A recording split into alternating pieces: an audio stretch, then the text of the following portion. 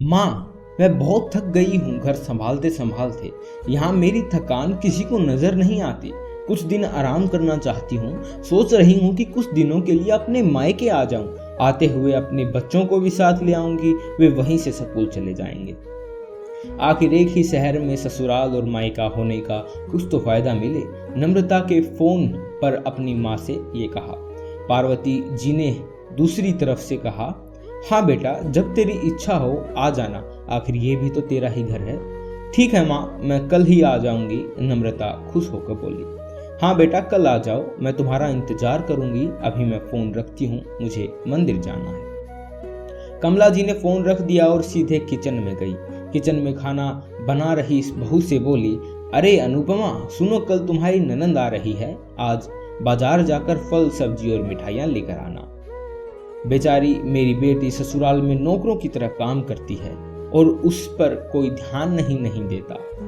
यहाँ आएगी, कुछ दिन रहेगी तो उसका मन और तबीयत अच्छे रहेंगे। सास के मुंह से ऐसी बात सुनकर अनुपमा का चेहरा उतर गया। वह मन ही मन सोचने लगी, काश आपको मेरी थकावट भी नजर आती। मैं भी दिन रात झाड़ू पोछा, बर्तन, खाना बनाना, मार्केट जाना और हर वह काम करती हूँ जिससे हमारे परिवार वालों को कोई दिक्कत ना हो। काश आप मुझ पर भी ध्यान दे पाती। आपकी बेटी तो जब मन में आता है तब यहाँ चली आती है, लेकिन मैं सालों से एक बार भी अपनी माँ के पास जाती हूँ, तब भी आपको प्रॉब्लम होती है। मैं भी इंसान हूँ, मेरा भी मन है, मुझे भी लगता है अपनी माँ के पास जाकर थोड़ा आराम करूँ, सुख दुख की 2-4 बातें करूँ, अपना मन हल्का करूँ। भगवान, अब तुम ही कुछ करो ताकि मेरी सांस की आंखें खुले और उसे मेरी थकावट भी नजर आए। शाम तक भगवान ने जैसे ही अनुपमा की सुन ली और उसकी ननंद का फोन आया। ननंद ने अपनी माँ से कहा कि उसकी सास ने उसे मायके आने से मना कर दिया है, इसलिए वह इस बार नहीं आ सकती। पार्वती जी बोले, ऐसे कैसे मना कर दिया? पहले तो कभी वह तुम्हें आने से नहीं रोकती थी, इस बार वाला क्या हो गया? लाओ मेरी बात कराओ उनसे, मैं समझाती हूँ। नम्रता ने फोन अपनी सास के पास दिया। पार्वती जी ने कहा, नमस्कार समधन जी, आपको आपसे कुछ कहना था। समधन जी ने कहा, कहिए। दरअसल नम्रता कल त्योहार है, इसलिए अपने मायके आना चाहती है। अगर आप उसे भेज दें तो अच्छा होगा। नम्रता की सास ने कहा, देखिए समधन जी, आपकी बेटी मायके जाकर रहे, इस बात के लिए हमने उसे कभी नहीं रोका और इस बात से हमें कोई प्रॉब्लम है भी नहीं। कुछ दिनों पहले मैं अपने रिश्तेदारों के शादी में गई थी। वहां आपकी बहू अनुपमा जी माता जी से मिलने का मौका मिला। उनसे गपशप के दौरान उनकी बातों से पता चला कि अनुपमा को साल में एक ही बार अपने मायके को जाना मिलता है और वह भी बहुत कम समय के लिए। मुझे लगता है आपको पहले अनुपमा को उसके मायके भेज देना चाहिए और वह जब मायके होकर आएगी तब मैं नम्रता को आपके पास भेज दूंगी।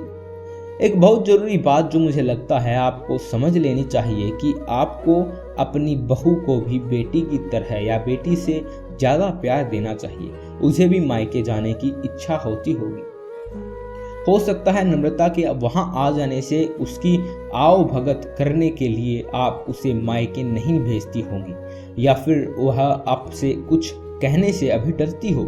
अगर आप उसको घर में ही कैद रखेंगी तो एक दिन ऐसा आएगा जब वह आपके खिलाफ बोलने लगेगी, फिर वह आपकी सुनेगी भी नहीं और जब चाहे तब अपने मायके जाएगी। ऐसी परिस्थिति आए, इससे अच्छा है कि आप ही कुछ बदलाव अमल में लें और जिससे आपका रिश्ता और रिश्ते में की मिठास खराब ना हो। पार्वती को अपने समधन के हर शब्द में एक सच्चाई नजर आई। उन्हें महसूस हुआ कि उन्होंने अपनी बेटी के प्यार में अंधे होकर कभी भी अपनी बहू के मन के विचार नहीं किया। उन्होंने हमेशा ही अपनी बेटी को अपनी बहू से ऊपर रखा। दूसरी तरफ नम्रता भी अपनी भाभी के बारे में हो रही इस बातचीत को सुन रही थी।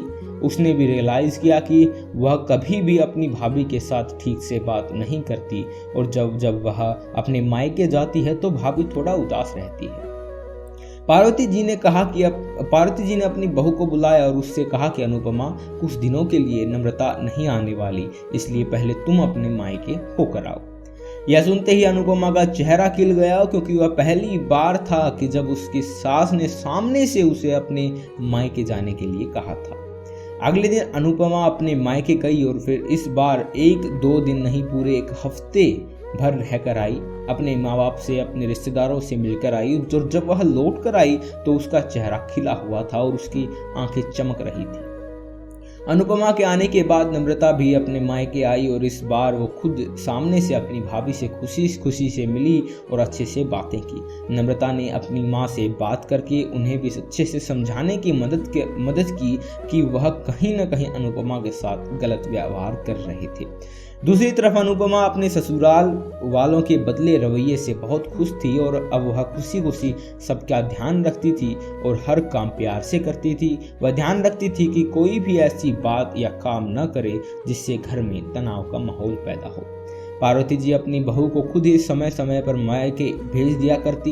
एक छोटे से बदलाव ने सास बहू और भाभी ननंद के बीच की कड़वाहट को दूर कर दिया और रिश्ते को भी ज़्यादा मीठा और मजबूत कर दिया। मिलते हैं अगली कहानी में, तब तक के लिए खुशी रहिए, सुखी रहिए, संपन्न रहिए।